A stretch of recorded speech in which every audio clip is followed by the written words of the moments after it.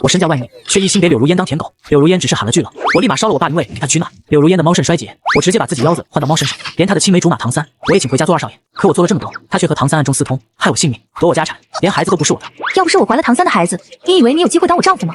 哈哈哈！别怪我程峰，要怪就怪你个不配拥有这万亿家产。在不甘和屈辱中，我悲愤厌弃，在睁眼竟回到了请唐三回家那天。此时孤儿院门前，被我资助的贫困生柳如烟正一脸厌恶地看着我。你要是不让唐三一起上车，我也不去你家了。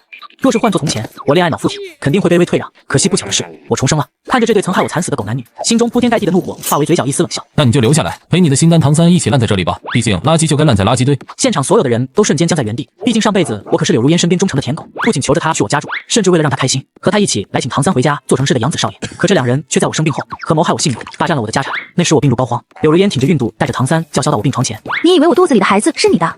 要不是我怀了唐三的孩子，你以为你有机会当我丈夫吗？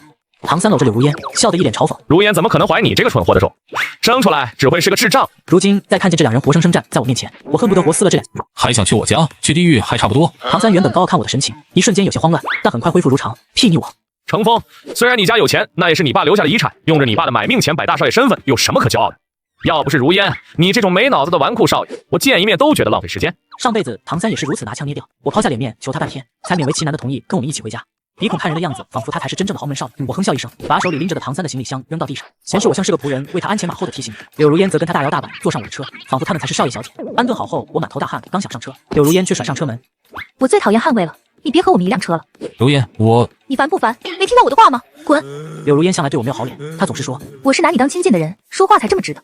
但这样直的话，他没有跟他的好哥哥唐三说过半句。被我摔开的行李箱散落出几件奢侈品衣衫。孤儿院条件这么好，还是某些人爱慕虚荣买的一货啊！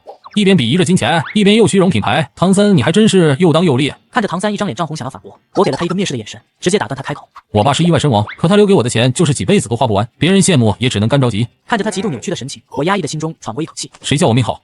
不像有些人生来就是被爹妈扔的贱命。说到这我就想到唐三上辈子坐在我的床前，喝着属于我的补汤，一边喝一边吧唧嘴。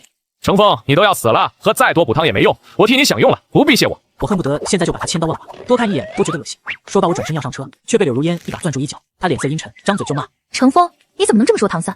你赶紧跟唐三道歉，不然我绝对不会原谅你。我一把将他甩开，像是被脏东西沾边的厌恶。柳如烟以为我又被他唬住了，言语越发不耐烦。你就不能把你的大少爷脾气收一收吗？说好了接唐三回家，临时变卦，不就是因为唐三帮我开了下车门吗？你要是这么自私敏感小气，那我也没什么可说的了。反正我不可能让唐三自己留下，你自己看着办吧。前世只要我稍不顺他们的心思，柳如烟就会用离开逼我妥协。她以为是自己人格魅力让我离得开她，但我的步步退让其实全因爱意眼王心下。柳如烟用了一辈子的时间把我对她的爱消磨干净，如今她在我这儿就是一坨令人作呕的排泄物。我白了她一眼，学着她厌烦的语气，该看着办的人是你，是回我们程家继续享受富贵，还是留在这儿陪你的唐三共苦？你随意。不过我想你这么重情重义的人，肯定不会没义气的丢下自己的好哥哥吧？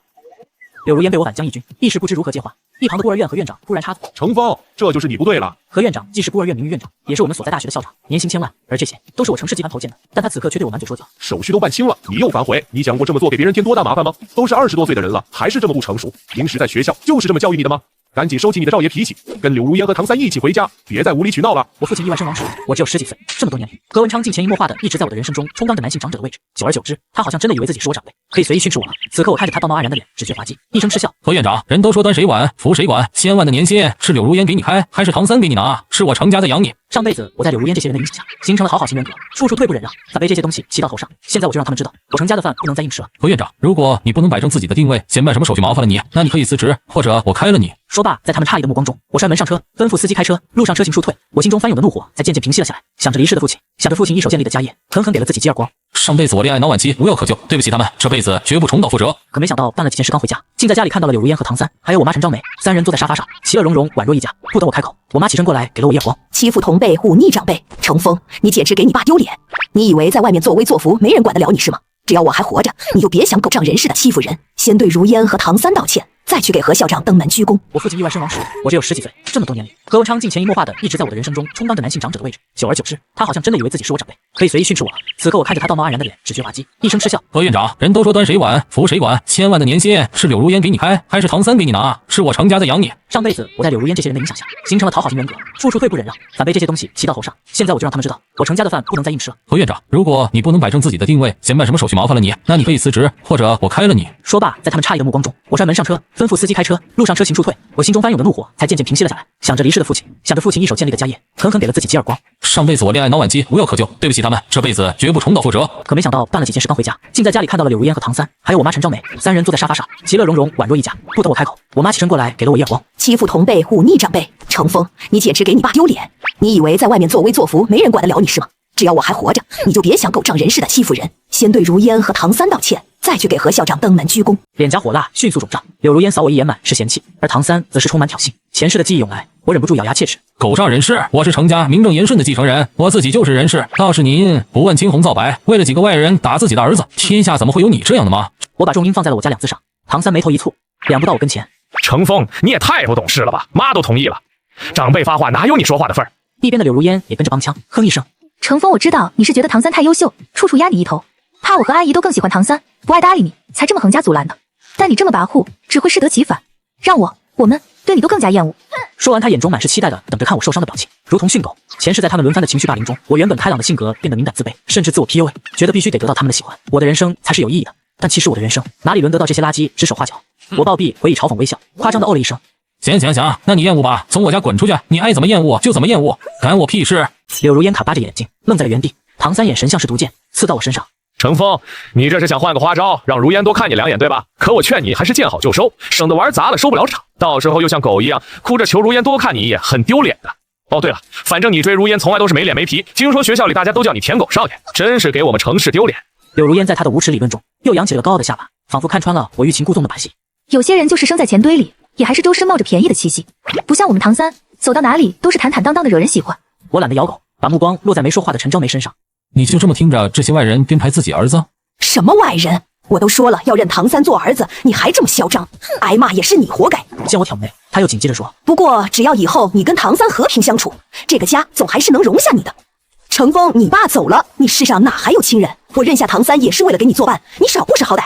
前世陈昭梅将我困在情感缺失的漩涡中，让我把她当救命稻草。可我被柳如烟和唐三故意开车碾压，对她求救时，她却在客厅放大了电视声，嫌弃我的惨叫扰了她看电视的兴致，又作伪证说我是吃醋发疯无理取闹，自己往车轱辘底下钻，更是用程氏的律师团帮那两个杀人凶手脱罪。如今她还想故技重施，但我可不会再信她的鬼话。那既然妈你有了新儿子，那就跟你的新儿子一起从我家出去吧。陈昭梅提气要骂，我一记眼刀把她戳在原地。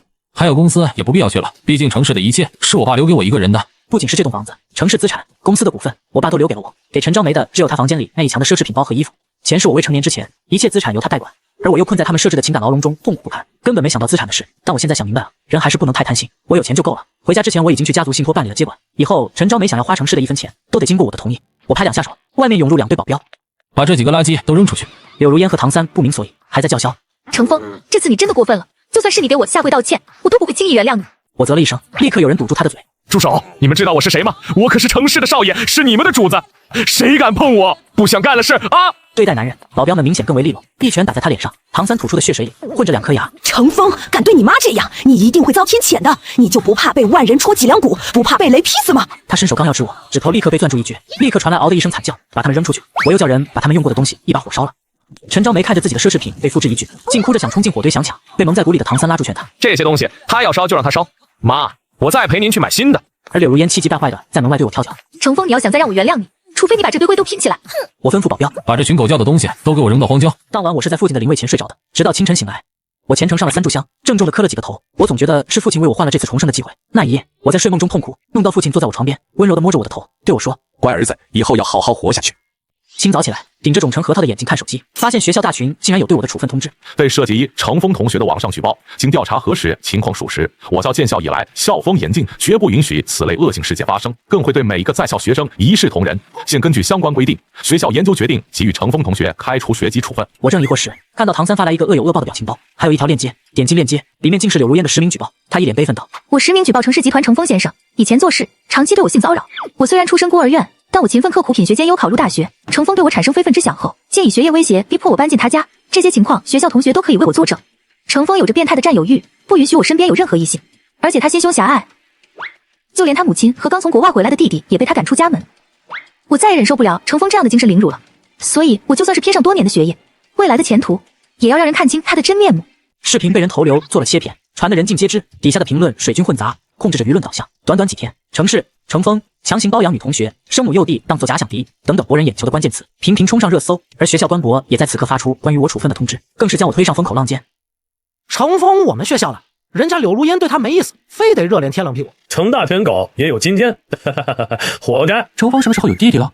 他不是程氏独生子吧？楼上一看就是冒充的校友，程氏集团隐藏的小少爷，人家一直在国外长大，最近刚接回国，来我们学校报道。程三吧，最近总是在柳如烟身边的那个。听说柳如烟对程三一见钟情，但是程峰死攥着人家不放，真不要脸。我也听说了，把亲妈和亲弟都赶出家门，真想撬开他脑子看看，又怕被屎崩一身。我一条条划过恶评，如同看一件无关紧要的事。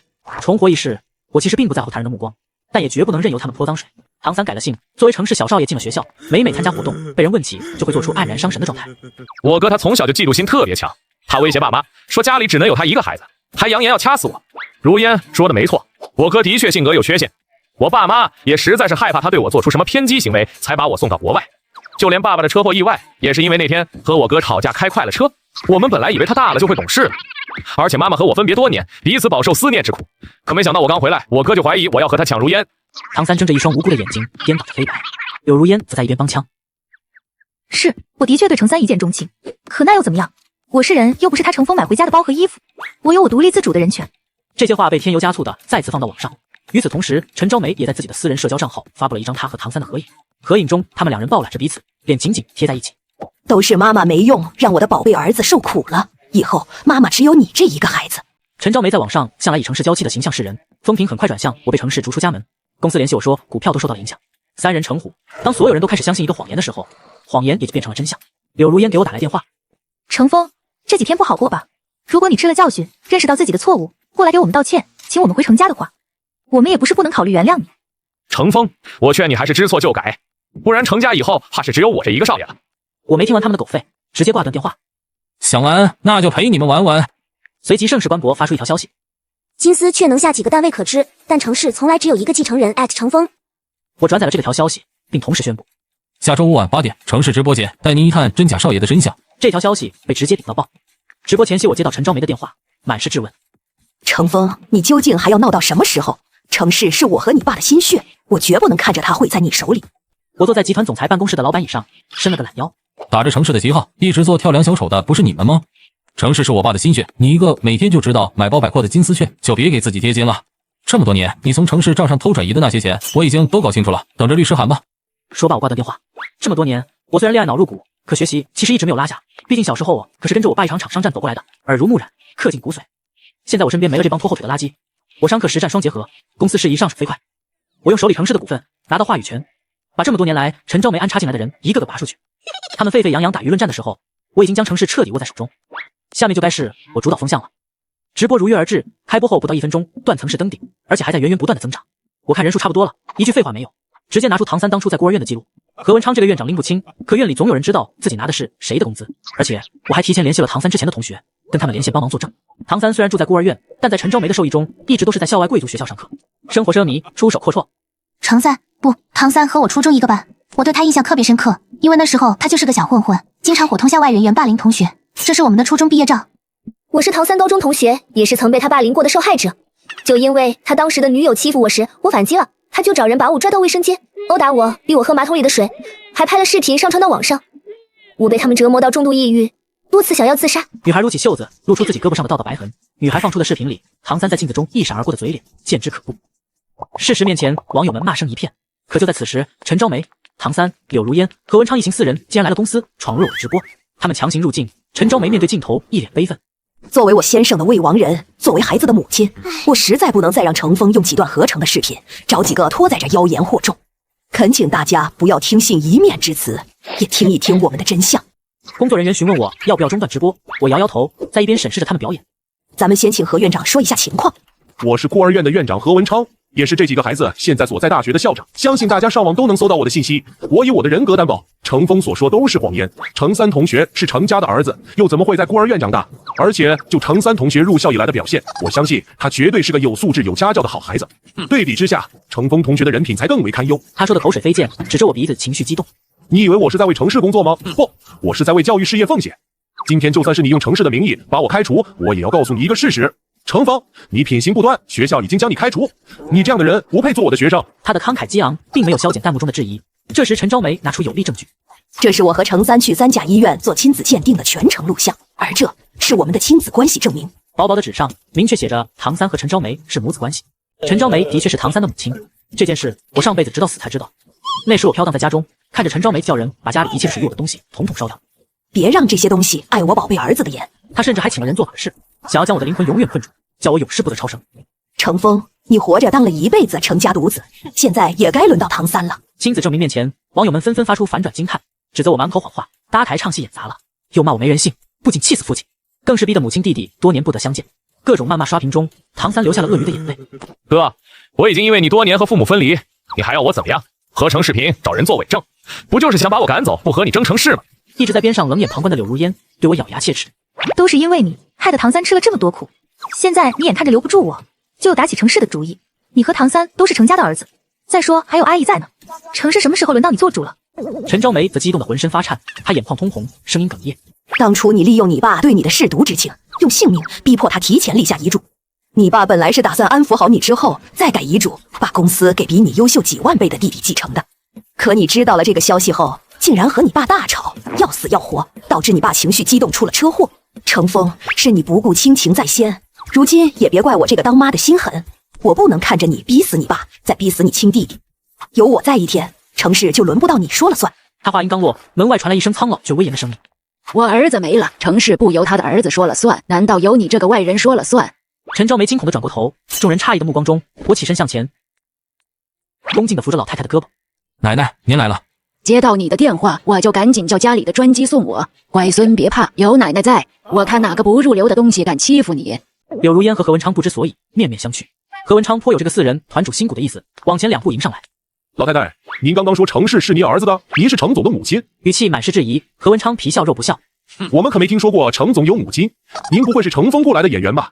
老太太，你可别图小钱趟浑水，这可是要负法律责任的。不等奶奶发话，身后跟着的保镖立刻将她推开。而另一个戴着金丝眼镜的中年男人，礼貌地将手里的文件一扬。先生想讲法律可以同我说，我是程氏律师团的代表，我手中有多份资料证明，当时程先生立下遗嘱时，程峰少爷只有3岁，是程氏唯一的继承人。而您，他转头看着已经满脸煞白的陈昭梅。陈女士，您和程先生从法律意义上来说，根本没有婚姻关系，当然也不具备继承的权利。我扶着奶奶坐好，奶奶眼神一压，陈昭梅就已经吓得浑身发抖。奶奶冷笑一声：陈昭梅，让你给我孙子当了几年保姆，真当他是你儿子了？要不是我乖孙联系我，我还不知道你把他欺负成这样，谁给你的狗胆？我站在奶奶身后，前世种种经历涌上心头。我父亲本就出身豪门，他当初为爱逃婚，和家族反目。我的母亲不是陈昭梅，而是我父亲早逝的发妻。母亲生我的时候大出血，没能挺过去。在我3岁时，交际花陈昭梅为了爬上我父亲的床，故意展露出对我的喜爱，从而蒙蔽我父亲，拿到了一张长期饭票。父亲从不会把陈昭梅带回家族，却在每年过年都会带我去偷偷看望一次奶奶。考虑我当时的年龄，他们当时没有告知我真相。奶奶也见过陈昭梅一次，看出她并非善茬，但当时父亲说有她在，陈昭梅翻不出什么话。可前世父亲突然意外身亡，我误以为陈昭梅就是我生母，被他们玩弄于股掌，终日惶惶，竟然从没想过找奶奶求救。这辈子我重生后，迅速拿下程氏，并和奶奶恢复了断联。父亲的家族名声要远高于程氏的名头，网友们很快就吃到了一手资料瓜，对奶奶的话毫不质疑。面对奶奶的威压和律师的证据，陈昭梅脸白腿颤，不敢再说一句话。柳如烟面对困境，站出来企图继续引领舆论方向。别的不说，程峰的人品绝对不堪，他恬不知耻地缠着我3年，甚至在我数次拒绝下，依旧对我性骚扰。就算是你们程氏再有钱，也买不来干净的人品。柳如烟，你还真是端着碗骂娘啊！我打一个响指，立刻有人在官博发出我们这段日子收集的证据，看得吃瓜群众应接不暇，纷纷吐槽。柳如烟说自己是孤儿，上的私立大学是程氏集团投建的。如果说程峰强制把他留在学校，我可以理解，那他去夜店花天酒地也是被强制的。我放出的照片里是多角度，不同夜店背景。无一例外的是，柳如烟请她的小姐妹们喝酒时一掷千金的模样。柳如烟一边是金钱如粪土，一边把我的钱当废纸撒。我故意没有停掉她手里的副卡，就是为了抓到她更多的证据。而我派人打出来的刷卡记录也被放到网上，其中有夜店、奢侈品购入、星级酒店入住等等花销，金额之大令人咂舌。